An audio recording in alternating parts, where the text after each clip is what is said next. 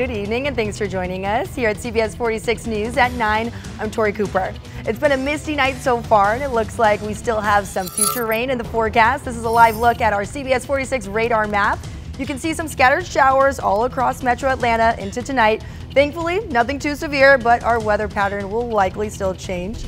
Meteorologist Fred Campagna has a look at your full forecast. How long are we going to see these showers? Well, Tori, we have them for the rest of tonight anyway, into early tomorrow, and then they'll be moving on out early tomorrow, and we have some drier weather coming our way on Sunday. A little different feel, though, for us. It's so mild out there right now, even though we have these showers. A look at wet Marietta Square right now. Check out the pinpoint radar here. You can see there's not too much rain right now up around Marietta Square, but on the south side of town is where some of the steadier rain is. Had some thunderstorms move through the southeastern part of our viewing area. Those are moving away.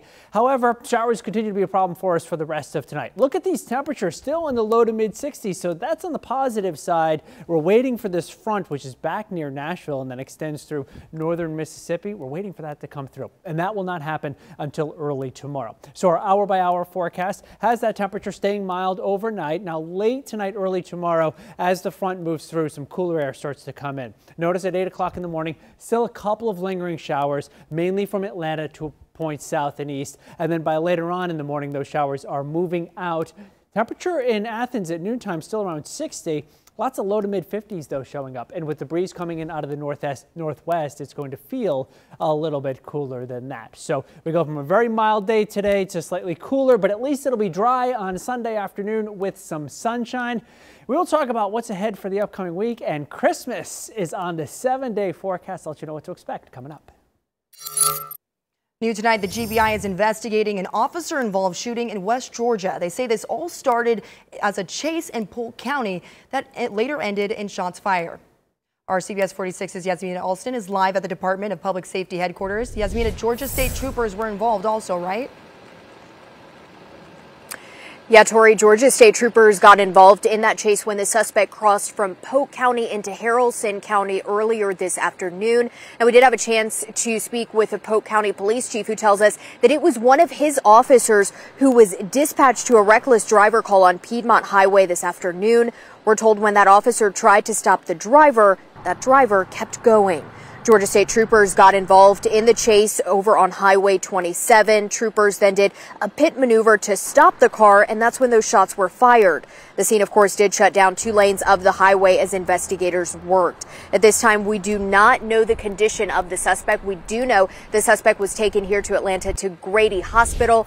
We do know that no officers were injured in this. We'll, of course, update you as the GBI continues their investigation and releases more information. Live in Atlanta, Yasmina Alston, CBS 46 News. Thank you, Yasmina. Also new tonight, Atlanta police say they're investigating a robbery involving American skier Danny Loeb. On Wednesday, her skis were stolen from her car that she says was in an apartment complex parking garage on Peachtree Road. Loeb says she looked at the footage from the hotel and it showed a person scouting the cars right before another car pulled up. Now she says she needs those skis back before her next competition in January, which qualified her for the 2022 Olympics. Of course, if you know anything, contact APD. We also have another crime alert to tell you about. Tonight, a gunman is on the run after 2 people were found dead inside an apartment complex in southeast Atlanta. Atlanta PD responded to the Columbia Peoplestown apartment complex on Tuskegee Street just around 7 this morning.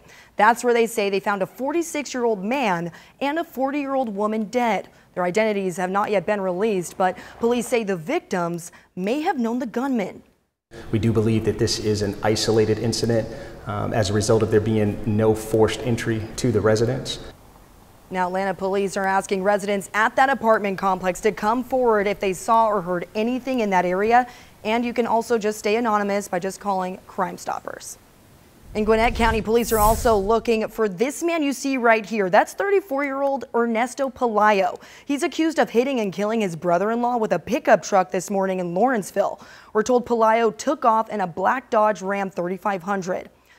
Police say witnesses also in that area called 911 just after 5 a.m. to report the crash on Great Oaks Drive near the intersection of Windsor Oaks Circle.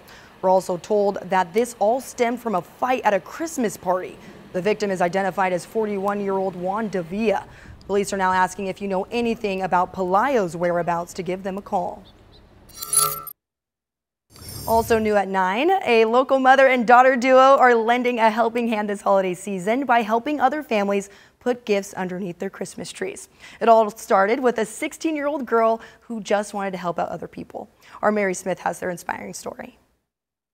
This is the 7th year this mother-daughter duo has collected presents for Christmas. They're here in these bags and they'll go to local families in need. Well, we have a lot of stuff like toys, hats, gloves. It's the day the Hightowers have been preparing for since September. So we're having our 7th annual Christmas event. We're drive-buying to people less fortunate, and being Santa, we're giving out the toys and hats and gloves. So we're helping 10 families today, and it's 40 kids. The ladies founded their group Heaven Help One Help All 7 years ago, helping more than 500 families since then. Mother Tonika Hightower credits her 16-year-old daughter for the work they do. I'm very proud. She's very independent.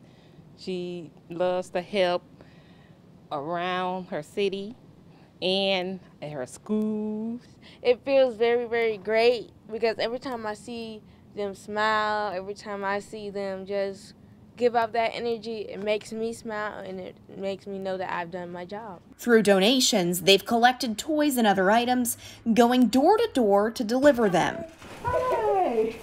I mean, this is a blessing. We all need help during COVID, and everybody's just trying to get by, and right now a lot of people are just trying to survive and make it. This year, they're making sure dozens of local kids have something to unwrap this Christmas. Me and my mom both have a wonderful heart, and we didn't like seeing out the window families in need. We do back to school events. We help around the year for food, clothing, anything someone call and needs. We try to help. For information on how to help, head over to CBS46.com. In Atlanta, Mary Smith, CBS 46 News. Thank you, Mary. Well, as you know, Christmas is just right around the corner, but so is a surprise of a lifetime for several local families on the west side of Atlanta. That's because Home Depot and the West Side Future Fund are surprising 6 single moms and their families with 2 months free rent, a $500 gift card, a spa day, new appliances, and gifts for their children. Now, this surprise comes amid some very tough times for these families. We're told 2 of the families recently lost their apartments due to a fire.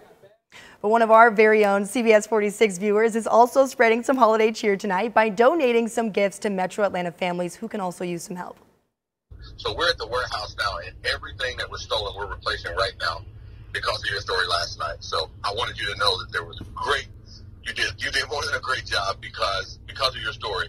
We're loading up, and all those families and more are going to be represented today. Wow, that's awesome news, mate.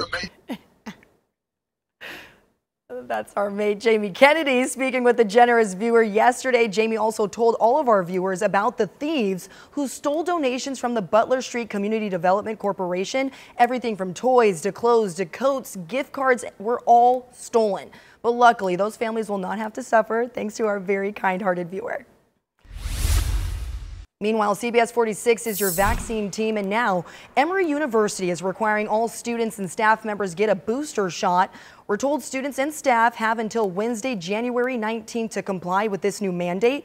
The university's president says booster shots are the next step in their evolving public health strategy. And that cloud of COVID-19 is still hovering over the holiday season. Several cities in Europe, including Paris, have halted New Year's celebrations as well. China even just announced travel restrictions in advance of New Year's celebrations in February. And now the U.S. health officials are worried about another travel-related surge as we head into 2022. John Lawrence has more details on that story for you tonight. As millions of Americans are leaving home to celebrate the end of 2021 with family and friends, COVID-19 concerns are on the rise. That the cases are going to surge in the next few weeks. We're already at over 100,000 daily cases. We could get to over 500,000–600,000 daily cases if Delta and Omicron coexist. The World Health Organization says Omicron cases are doubling within a 1.5 to 3 day period in countries where it's been confirmed. I had a niece that was going to come up here to visit, and we canceled that. I had friends that were like, oh, let's have a little gathering, and already got texts saying maybe next year. I'm not too worried because I got the booster shot. I'm just about to travel, so it's a requirement to get the test.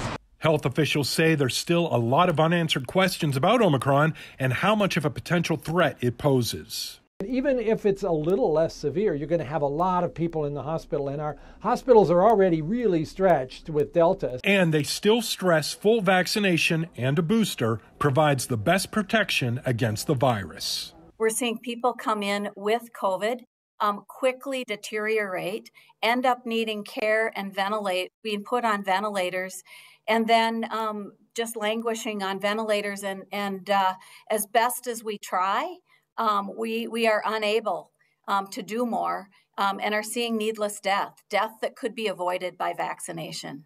I'm John Lawrence reporting. President Joe Biden's push on a major spending bill is now facing some serious obstacles. Straight ahead, we'll have details on where Democrats are now focusing their efforts. I had no clue at all where these babies was. All I could say is, Lord, please bring my babies back to me safely. Coming up in our next half hour, a grandmother tells us all about why her infant grandchildren are lucky to be alive tonight following those deadly tornadoes we saw in Kentucky. And after a dry week, picked up a pretty decent dose of rain today.